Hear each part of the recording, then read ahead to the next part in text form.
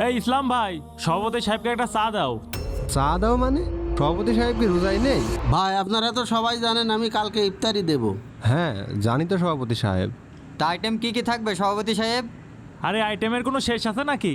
Budget 2 lakh টাকা। সত্যি সভাপতি সাহেব এত আয়োজন? এর আগে আমাদের মসজিদে এত বড় আয়োজন কেউ করেনি কখনো। আর আয়োজন করলে বড় করেই করতে হয়, আমি তো ছোটোখাটো আয়োজন করি না।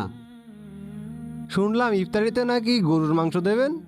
গরুর মাংস না কাকা, 1.5 লাখ টাকা দিয়ে আস্ত একটা গরু কিনেছে সভাপতি সাহেব। মাগরিবের নামাজের পরে সেই গরু দিয়ে বিরিয়ানি হবে। 2 লাখ? এরকম আয়োজন তো এলাকায় কেউ এখনো করিনি। আরে বাবা এই জন্যই তো আমি করছি, এলাকার লোক যাতে মনে রাখে আমার অনেক দিন। এই ইসলাম ভাই, সভাপতি সাহেবকে একটা চা দাও। চা দাও মানে? সভাপতি সাহেব কি রোজাই নেই? আর বলো না সে কথা, ইফতারি নিয়ে দৌড়াদৌড়ি করতে যে একটু কষ্ট হয়ে গেছে, যার কারণে রোজা থাকতে পারিনি। আচ্ছা সবাই শোনো, কালকে ইফতারিতে সবাই সকাল সকাল চলে এসো। মিরাজ চল। জি ভাই চলেন।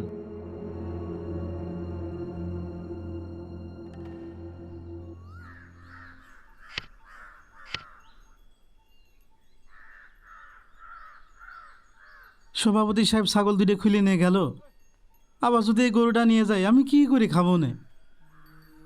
এত চিন্তা আর ভালো লাগে না তো। সভাপতির কাছ থেকে শুধু টাকাটা নিয়ে মনে হয় আমার ভুল ছিল।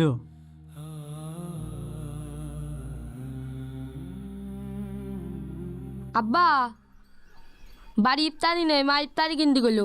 ইফতারি যে কিনবো, ইফতারি কেনার টাকা আছে আমার কাছে। আব্বা অত কথা বললে হচ্ছে না, আজকে কিন্তু আমি রোজা রয়েছি, আজকে তোমার ইফতারি কিনাই লাগবে। এই তুই যে ইফতারি কেনার কথা করছিস, তুই তো দেখলি 2 দিন আগে সভাপতির লোকজন এসে আমার ছাগল দুটো খুলে নিয়ে গেল।